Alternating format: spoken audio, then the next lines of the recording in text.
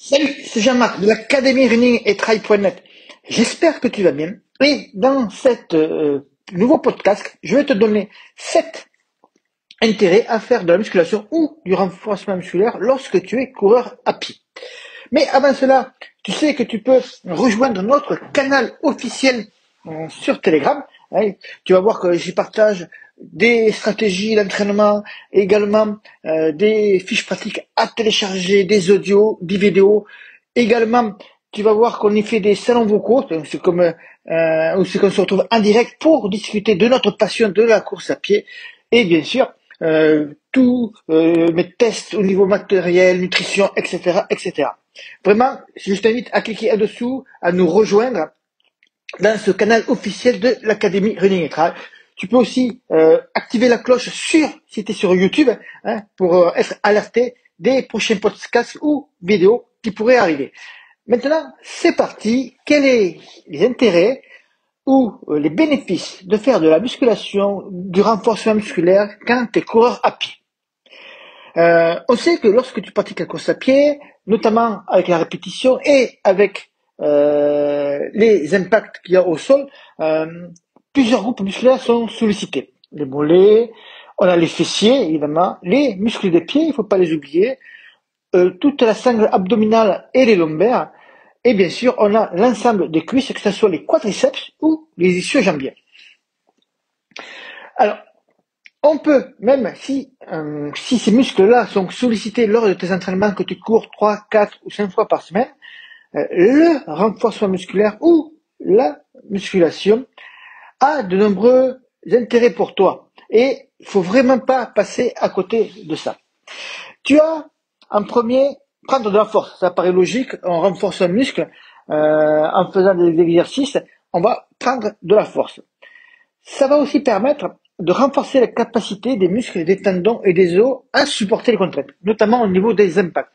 Par exemple, on sait que lorsque la foulée de la course à pied se dégrade sur marathon, un semi, tu peux avoir, ça peut être la cause, l'une des causes peut être tout simplement que tes muscles ne sont pas assez forts, donc ils vont avoir tendance à se tasser et ton assise que tu avais lors de ta foulée, qui était au départ optimale, mais petit à petit va se dégrader parce que tous tes muscles, notamment au niveau de la sangle abdominale, mais aussi des cuisses, tout ça, ne pourront plus supporter les impacts qu'il y aura qui seront accumulés lors des efforts.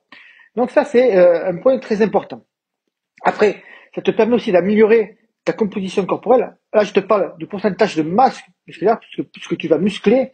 Mais attention, plus tu vas muscler, donc plus tu vas gagner du muscle. Mais attention, quand je te parle de musculation, de renforcement musculaire en course à pied, ce n'est pas pour devenir Arnold Schwarzenegger, hein, ou pour devenir un super, prendre 10 kilos de muscle. Non, non, non. L'objectif, c'est que tu restes toujours au même niveau du poids, mais que tu puisses remplacer, on va dire, la graisse par plus de masse musculaire.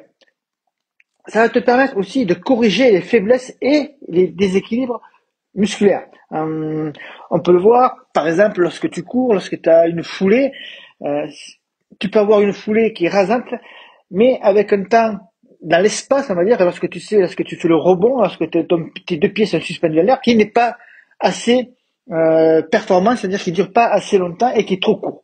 C'est pour souvent que certains ont une foulée qui a une cadence au-dessus de 190 par exemple. Il peut y avoir justement parce que ces ischio-jambiers, je te prends un exemple là, les ischio-jambiers ne sont pas assez renforcés et ils ne propulsent pas assez longtemps le corps dans l'espace. Ça, c'est un point qui peut être corrigé avec justement du renforcement musculaire.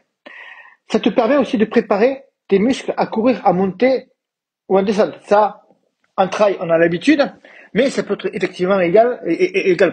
Ça peut être également le cas lorsque tu fais des courses sur route. Tu peux avoir des petites bosses à monter. Je te prends l'exemple sur le marathon de Paris, sur la fin de parcours, tu passes sous plusieurs ponts, il y a les descentes et les montées. Ça peut, lorsque tu as dépassé 30 ou 35 km, ça peut te casser la course et tu peux y laisser des forces. Tu as des courses aussi comme